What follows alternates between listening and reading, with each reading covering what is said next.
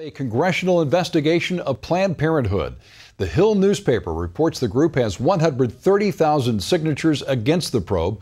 Florida Republican Congressman Cliff Stearns has requested information from Planned Parenthood. The congressman is looking into the group's finances and policies for obeying federal law. Planned Parenthood is not allowed to use taxpayer money to perform abortions, and part of his investigation is to make sure that law is obeyed.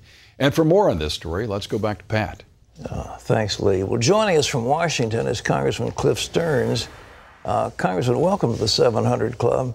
What got you started on this investigation of Planned Parenthood? Well, Pat, in early this year, Live Action, which is a group that represents young people that are dedicated to a culture of life in this country, issued a report talking about their undercover activities, in which they showed exclusively, and I saw the videos, a young girl posing as a 15-year-old girl coming in with a man who supposedly raped her, and she wanted an abortion, and she was counseled by Planned Parenthood that they would give her abortion, but she was not supposed to talk about the person who raped her.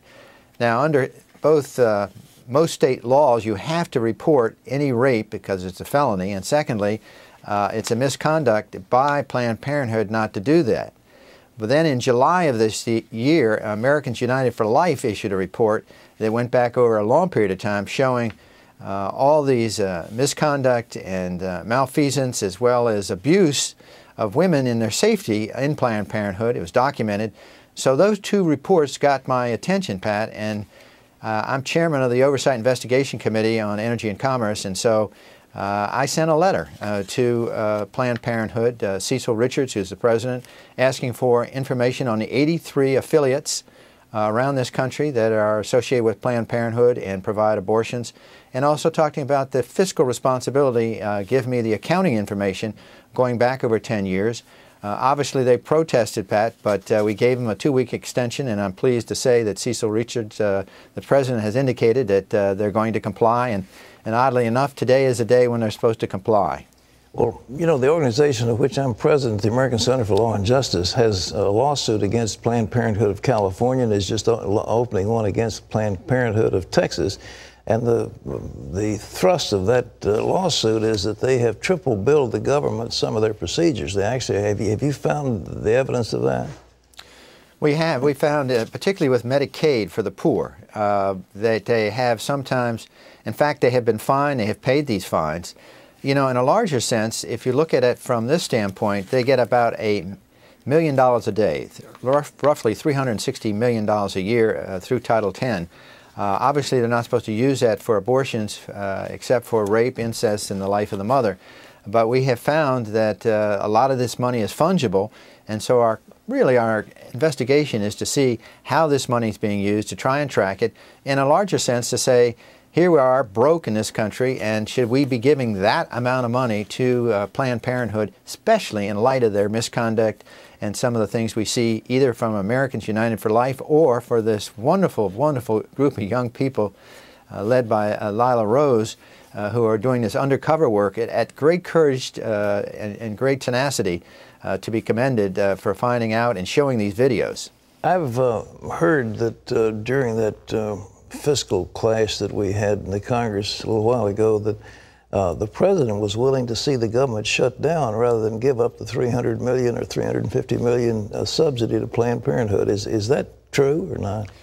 There is a dedication on the left, Pat, I think you know perhaps better than I, that it shows, your announcer talked about these 133,000 petitions that are coming to me protesting that I'm just asking for fiscal information.